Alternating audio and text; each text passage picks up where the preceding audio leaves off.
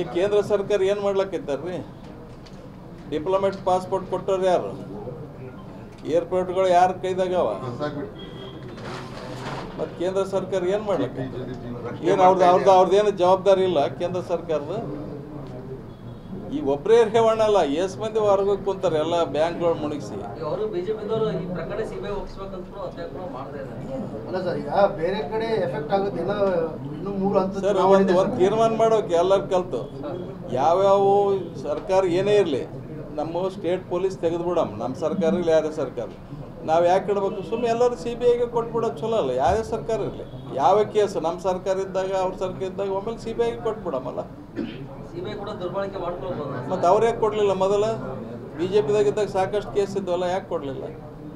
CBI ಕೊಡ್ತಕ್ಕಂಥ case ಏನದು ಬೇಕಲ್ಲ, ಅಷ್ಟು ಅಂಥ ಕೇಸ್ದು ಮಹತ್ವ ಬೇಕು. ಇದರಿ ಓಪನ್ ತಾನೇ ವಿಡಿಯೋ ಮಾಡಿ ಕೇಸಿಂದ ಇದು ಮಾಡಿರಲ್ರಿ, ಇದ್ರಾಗ ಏನದ ಇಲ್ಲ ಇಲ್ಲಕೈತಾನ?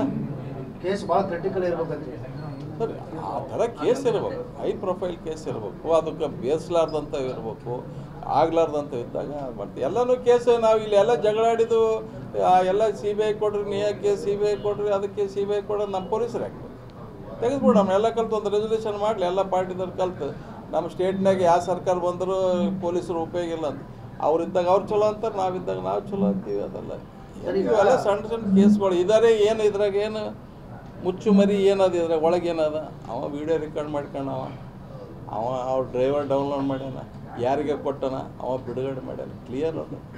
ಇದರಿಂದ DK ಶಿವಕುಮಾರ್ ಷಡ್ಯಂತ್ರ ಮಾಡ್ತಾ ಇದ್ದಾರೆ. ಏನು ಷಡ್ಯಂತ್ರ ಅಂದ್ರೆ ಪ್ರಜ್ವಲ್ ರೇವಣ್ಣವರು DK ಶಿವಕುಮಾರ್ ಮಾತು ಕೇಳಿಸಿಂದ ಸೆಕ್ಸ್ ಮಾಡ್ತಕ್ಕಂಥದ್ದು ವಿಡಿಯೋ ಅವನು ಮಾಡ್ಯಾನ.